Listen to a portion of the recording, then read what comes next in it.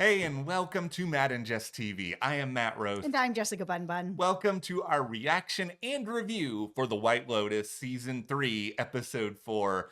Who's ready for a bit of a yacht party, shall we say? Have you ever been on a boat party before? I have, but not like that. And no, thank you. I was on a boat party once in a tiny lake in the middle of North Texas. The only thing I got out of it was a sunburn. I did not get any prescribed or unprescribed materials. I did not see any of these all I got was a sunburn, if I'm being totally honest. I'm not a boat person. That episode storyline, not for me personally if I was on it, but I will say this episode in totality was very much for me. I think this is my favorite episode of the season so far, just Mm. in terms of the quality of the moments, the mysteries we had resolved slash also introduced. Yeah, I hope that you are taking a big W victory lap on the Rick storyline.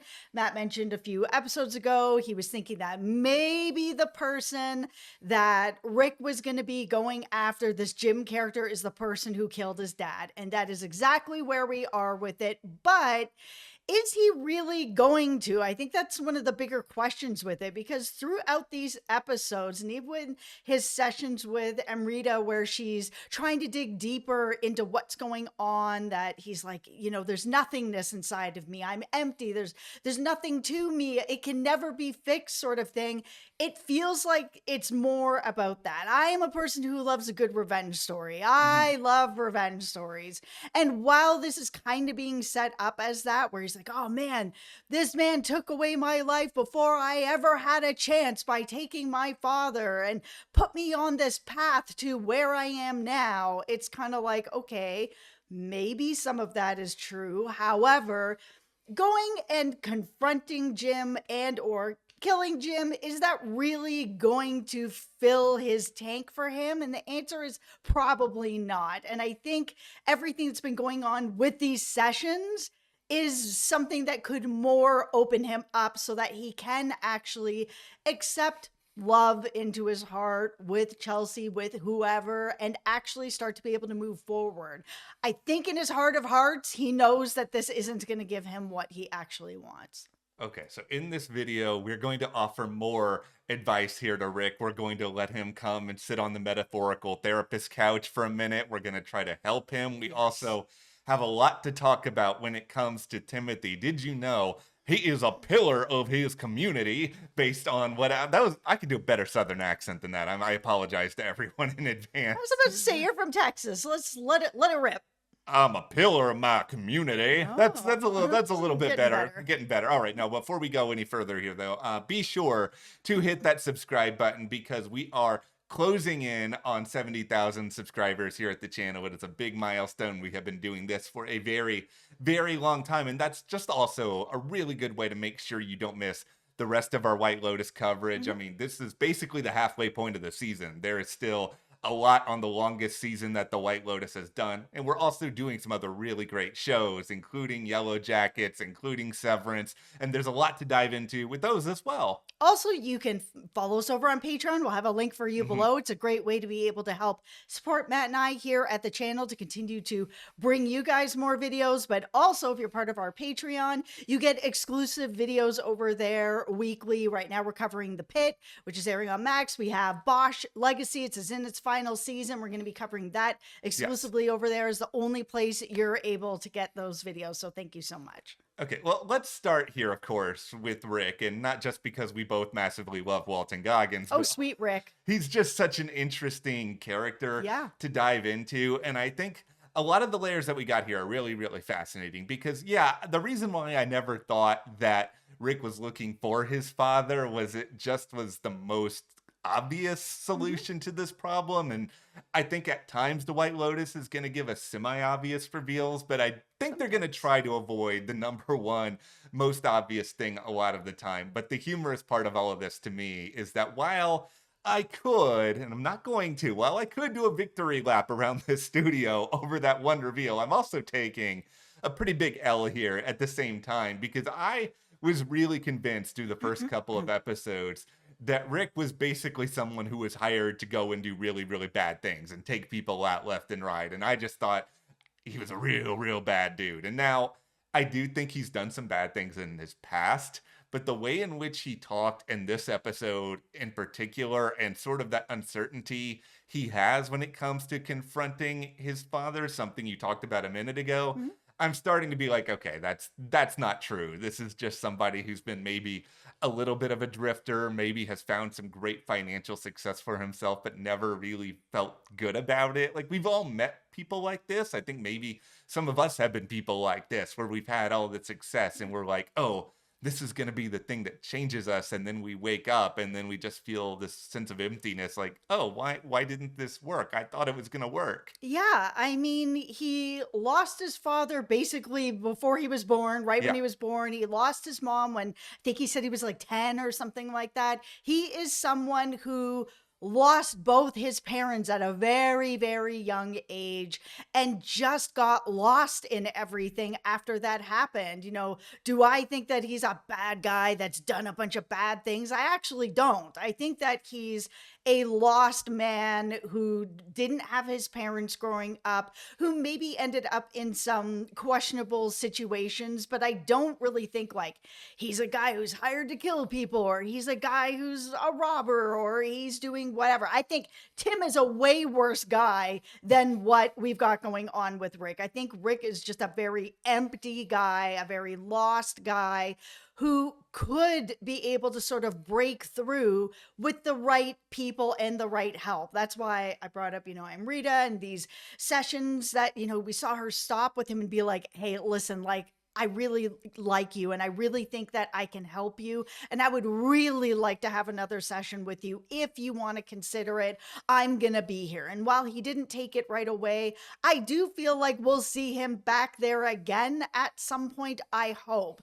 Because everything with Chelsea, I mean, she had brought it up too. She was like, when are you going to let me in? It seems like they've been together long enough now. And Yeah. she's kind of like, when are you going to let me in? I can be that person for you. While we've seen some other people there that are like, maybe they're with their men for the money, and maybe money might be part of it for Chelsea. It just hasn't felt like that. It feels like Chelsea is truly there because she sees something in Rick that Rick doesn't see in himself, but she can never get there if he doesn't let her in. It will never happen. And I think that's the frustrating part of with her, where she's just like, I know that if he would just open the door, we could do this together.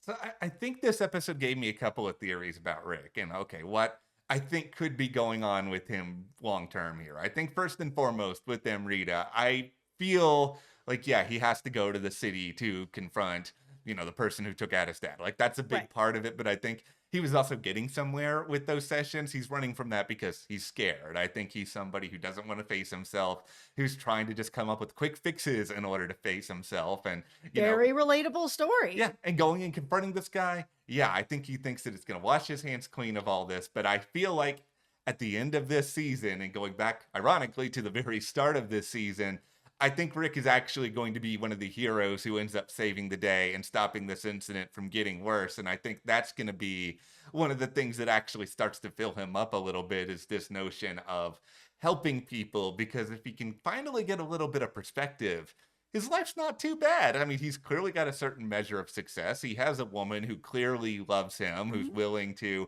stay with him, even though he's responsible for nearly killing her with a snake bite amidst a lot of other problems. It just feels like he can't see any of it because he can't see anything in himself. And it doesn't matter how good your life is if you can't see that. And I don't want to sit here and be like, look how bold you are, Mike White, for taking on this story, but it actually is pretty bold. There's not a lot of shows that are kind of willing to go this angle, because I think anytime we see somewhat wealthy people on TV, it's always going to be painted with the brush of, okay, this person's privileged, we should just make fun of them, or we should just be kind of ingrained to not like them.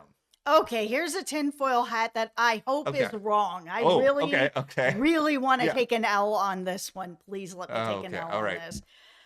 I'm feeling that one of the people that ends up getting killed from when we see at the beginning of the season to the end of the season is going to be Rick. And what we're going to end up seeing is that Chelsea is pregnant, and that we're going to end up having the circle again where now Chelsea's child is going to be born without a father. Listen, it's Mike White, and I feel like while he does bring a really fun humor to this show and, making fun of rich people, there also is quite a darkness to the show. I feel like Tim now, after getting off the phone where I'm about to just barf all over the sidewalk. I don't want to think about Rick going. I mean, yeah, it's possible, but I hope not. I hope that there can be a positive ending for somebody in the greater world of the White Lotus. It's not like it happens that often, right, guys? Yeah, and I mean, I think there still can be positivity, even in that situation that could come out of it, where maybe Chelsea does go on to raise Rick and her child. Okay, so I feel like in terms of performers, there are two really big winners from the White Lotus this episode. And obviously, we're all going to say Walton because we all love Walton. Every time. Yeah, I'm going to take Walton out of the equation here. No, then there's three, and one of them is Walton. One of them is de facto Walton. The second one is Amy Lou Wood, who I think is really, really funny. And I hadn't seen her that much. I know she was on a show on Netflix for a long time, but I thought she was just really, really great in this episode because at one point she can come across as really, really nice, but then the way she like coaxes Rick to get on the boat with her, there's just this bizarreness to this character and the way she plays her, where it's just like, okay, I kind of understand why you're with Rick, but I also understand why you're different from pretty much every other woman on this boat who seem to have very different motives than you. Yeah, I mean, she feels like she is the only one that's on the boat that's with an older man who actually loves her older man. And I could be snowed on that and later on find out that it's not really about that. Mm-hmm. But the conversations that they've had and the intimacy that we've seen with them feels like it is different than she's just there for the money. She is really pouring her heart and soul into him. There seems to be a lot of love there, a lot of care there, where she really is like, listen, I'm really struggling with this because I need you to open up. I want to be here for you. I want to be your partner. I am your partner. You need to tell me what's going on. And he finally tells her what's going on, which is good, and it is a good first step. And I think she did the best that she could with that information, where he's like, I'm going to do this. And she's asked him pretty much straight out, like, are you going to go there and take this guy out, sort of thing? And he was honest enough to be like, I don't know what I'm going to do when I get there. I feel like I'm going to go there and I'm going to have a talk with him and face the man that did this, sort of thing. And she's like, well, okay. I mean, I can only support you. There's nothing else I can really do. I understand story-wise why you have to split these two characters up at this point, but at the same time, I don't really want it because I just feel like they have really good chemistry with each other, and I don't know what you do with Chelsea and these other people because it doesn't feel like Chelsea has anything in common with them at all. No, besides the fact that she's dating someone who's older than her, she doesn't seem like she has anything really in common. And after he's revealed what he's revealed, it's a very weird kind of hole in the story after everything that we've seen her go through, even just watching her go and check up on that person who was, at the robbery. Hey, are you okay? For her to not go with Rick, even though Rick was like, I'm going to do this on my own, for her to not force her way in and be like, no, we're partners and I'm going with you, feels more in line with what she would have done. Yeah, that's what I think. I'm gonna try to give them the benefit of the doubt. I'm just worried about that story. But here's what I'm not worried about, because I have come to a conclusion on this second person, I guess third, Walton included, who deserves a tip of the cap. Yes. I love everything that Parker Posey is doing on this show. I'll say it now. She's actually the best performance on this show for me right now. And that's hard to say because of Walton, but just her face, the way that she's walking, she's always doing something. Even the way she talks, where she's just like, I don't want to be with any of these people at all. It's just she's both surprised by everything that is happening around her, but also in contempt of everything that is happening around her. There's also something really weird going on with her and Tim. Like, she's she's basically putting him up, being like, you're this Boy Scout, you're perfect, you're the perfect father, the perfect husband, you're perfect at your job. Right. And there's something about it in the way that she's saying it that makes me feel like she does not think that, and she knows that he's done some stuff. Now, I'm not saying that maybe she only knows about what's going on with his troubles that he's having. I feel like there's something that's unrelated that she knows about. And since there is a lot of this older rich guy with younger woman, that maybe somewhere along the line this happened with him and she knows about it, and maybe that's why she's been taking these pills and trying to forget and trying to move it along, because she's got 3 kids and she's got this life and she doesn't want it to go away, so she's kind of just trying to make it go away and deal with it any way she can. And now she's had enough of it, because it felt like at that last dinner where she was there with their daughter that she was goading him. That's the brilliance of this performance. It's just like, I can't figure it out. Like, I feel like you've given me an answer key and I'm sitting here looking at the answer key and I should have the answer. And I don't, because she's just something enigmatic about her, where she might just be this caricature, but at the same time, I don't think so, because it just feels like nobody can be as clueless as this character is coming across at times. Yeah, I mean, I wonder if there's something in place. Like, let's say there's a prenup in place and Mhm. she can't divorce him, but maybe she can do something else to sort of break free from this marriage so that she's able to kind of keep anything that she's able to, and maybe doesn't realize how bad things are and how bad things are going. The whole Ratliff family is currently moving up my rankings of interesting White Lotus characters because of this episode. In part because Parker Posey, in part because whatever is going on with Tim at this point, who is just coming completely unglued, seeing him just completely whacked out of his mind in this episode was so funny. If Clive Owen and John Hamm had a baby, this would be their baby, because he looks exactly like Yes. both of them together in one man. And his story really is coming together in a way that I didn't expect. We had this whole story with Guy Talk with the gun. It was Yeah. left on the table. And then we saw Tim most likely take it. It's possible it's somebody else, but I feel 99.999 tinfoil hat, he's got that gun. But do I think he's the person who is responsible for everything that happens at the beginning of this? I don't. So I feel like he's probably taking this because he thinks there's no way out. There's talks of people come to Thailand to escape and to hide away. And, is that an option for him? I think that is. And I think that is something that he's considering, to be like, okay, I just can't go back to the US. I just live here now. This is just the way that it's going to have to be.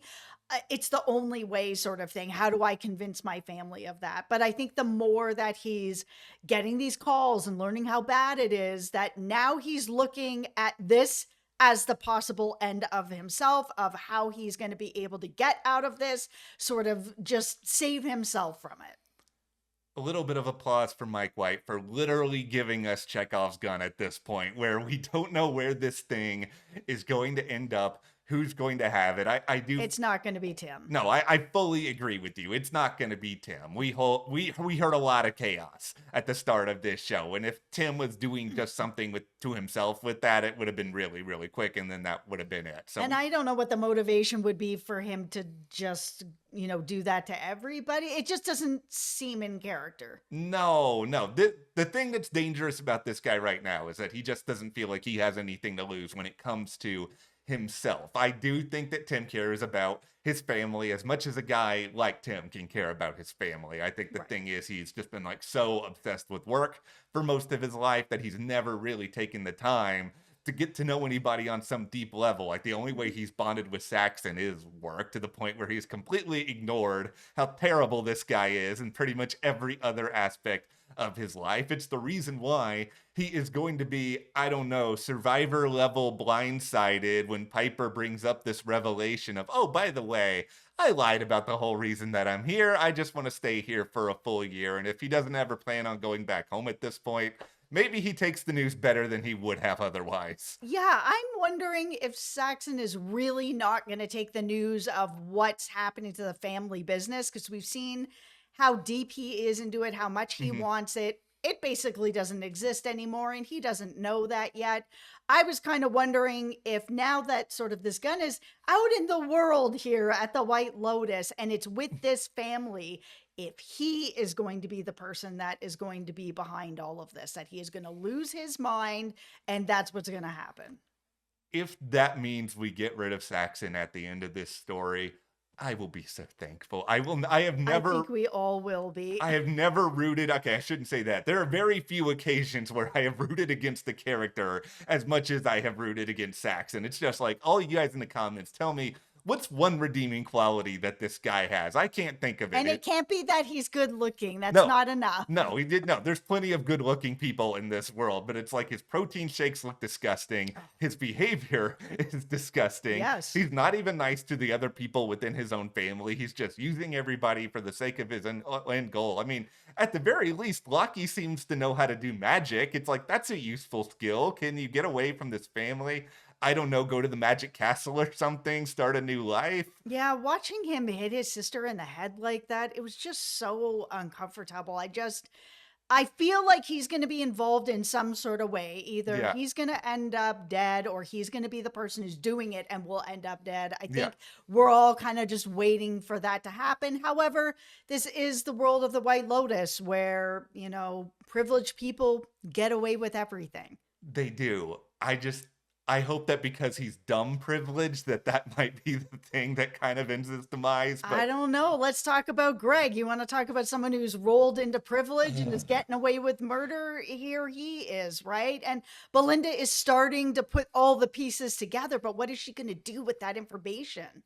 I think it's been the worst possible spot. So, okay, we got a good bit of clarity on a lot of this. So I think that she basically had a 90% inkling as to who Greg/Gary was coming into this. But Right. it's one of those sort of things where, because of her job, I'm guessing she has met thousands of people, and that probably includes a good many number of bald men about Greg's age. And so she didn't want to make any sort of assumptions, but she was starting to kind of put two and two together because what happened with Tanya was so memorable that this memory probably sticks in her head more than any other person. So she looks up Tanya, finds out exactly what happens there, and then she's able to take a look at the pictures of Greg, and then like, okay, everything is coming together.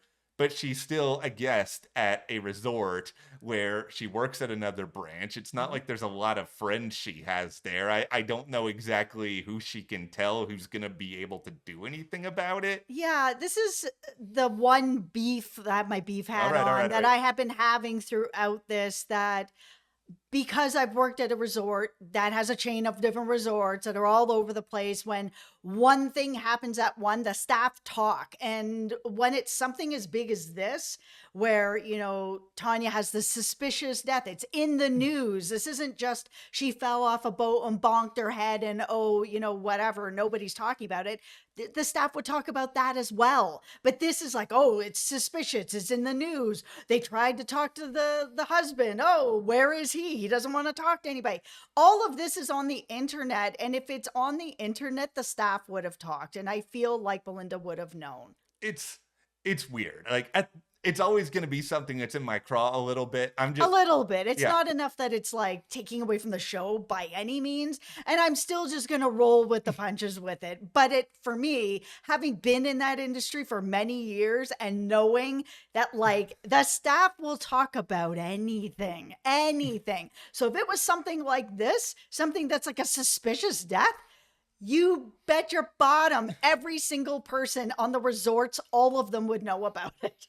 I'm just glad at this point that's like, okay, Belinda now has a sense of clarity. Yeah. We don't have to wonder about it anymore. Instead, we just have to wonder about, okay, she's not going to just keep this to herself because that would be a boring story. So she's going to tell somebody. So she's probably going to tell her new colleague / possible love interest a little bit about what's going on. Maybe her son. I mean, her son's on his way. Yeah, it's also nice to get full on clarity. I think we all assumed that Zion was her son, but it's good to know he's coming, but also bad to know that he's coming, because that means that the rather ominous end is coming sooner rather than later. Yeah. Now, I'm taking on a role here of boat detective because I was curious, is this the same boat that we saw with Tanya in season 2? Now, I can be wrong. I'm an amateur boat detective. I'm a citizen boat detective like on Yellow Jackets, but this boat looks like a much bigger boat than the one that was in season 2, which would make sense if Greg has all of Tanya's money at this point. He can go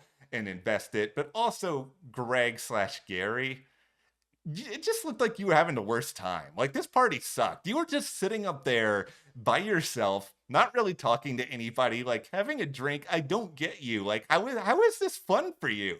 It's not. And I understand why it's not fun. He's looking down and Saxon has his arm around his woman. Like, that's pretty bold. You are on another man's boat and you've got your arm around his woman. Like, I know your plan is to take this woman, at least for the time that you're there, but at least then wait until a moment where this guy who owns the boat isn't just going to throw you overboard. Yeah, I don't get Greg having these sort of parties. I don't get Greg not screening these people when they come on the boat, but I just don't get Greg. And maybe that's a part of the point here because Greg is such a terrible person. We're not really supposed to relate to him. I think we're just meant to wonder, okay, how does a guy like that, who is literally in this place because he can hide out and nobody's ever going to find him, like, what do you do to somebody like that? Okay, let's talk about our 3 friends now because that story is getting kind of lost in this episode, which was a bit disappointing because I have been really enjoying the story. I think that the story of friends that have been friends for decades, but now you're at this point in life where it's like, man, we've been friends for such a long time, but we don't have anything in common anymore. But it's not that I don't like them, but how do I still relate to them? How do I still keep this friendship? It's like this one last hurrah trip to be like, look, we're still friends. Oh man, but not really. We just aren't there anymore. And for this, where they're like, oh, they get sent to this resort and then they're out in this water fight, I'm kind of like, what's happening with the story? Okay, I'll give some analysis, but at the same time, I don't really know where this analysis takes the 3 of them because it seems like Jacqueline is going through a bit of a crisis here when it comes to her identity. Like, who is she really? Because I think she's struggling in this relationship. The idea that her guy's not picking up the phone. And then she goes to this place where there is a much, much older clientele that she knows that she's not a part of. And she's frustrated that she's even there in the first place. So then she's like, okay, Valentine, we need to go somewhere else. And so then she goes to this place where there's just a bunch of children everywhere and she doesn't fit in there either. And, she is this celebrity who is at least recognizable to other people who are on vacation. So she stands out like a sore thumb there. She can't fully relate to her friend. So she's just kind of standing around being like, okay, how does somebody like me work in the real world? And I think because she's a celebrity, and not to sit here with the giant brush and paint this on all celebrities, but if you're a star of a successful TV show, I would assume it's a little bit tricky because you're in a bubble of a lot of people, and then you're kind of confronted with other people on the street who don't really know you, but think they know you because of a character that you play. I think this is exposure to the quote-unquote real world that Jacqueline probably does not receive all of the time. Yeah, and I think that can be difficult. I mean, we're not celebrities. We don't have any real experience with that, but I would assume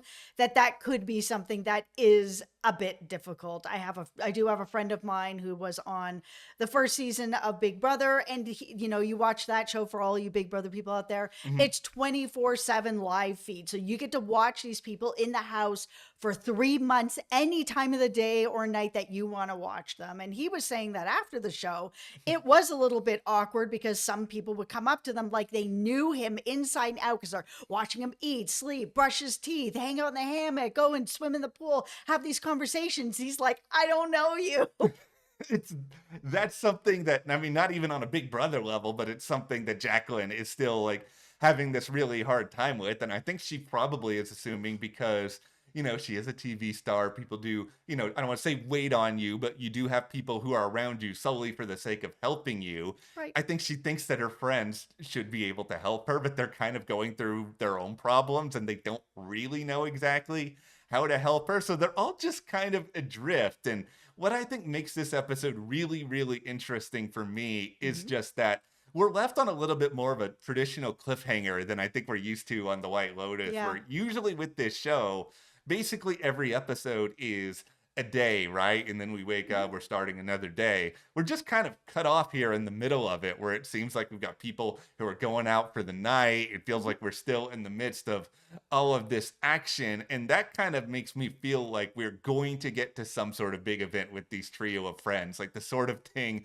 we have been waiting for. I'm not sitting here and being like, oh, they're connected to the beginning, because I have no idea how in the world that happens, unless it's something really out of left field with the monkeys or something I don't understand. Or they just might end up being one of the people that, lose their life. Yeah, I just feel like there's going to be something unpredictable at the end of this season, but I think that's going to come around in a sort of way that we wouldn't exactly guess, where somebody just gets accidentally caught up in what's going on. But I just think what this episode did so really, really well is I think it has a number of just iconic visual moments, all the chaos out on the boat, everything that's going on with Tim, all of just the passive aggressive, just the avalanche of passive aggression going on in this episode, from Victoria's looks to even Pam with the phone being like, "Are you really sure you want?" Oh, no, I'm sorry. I'm sorry.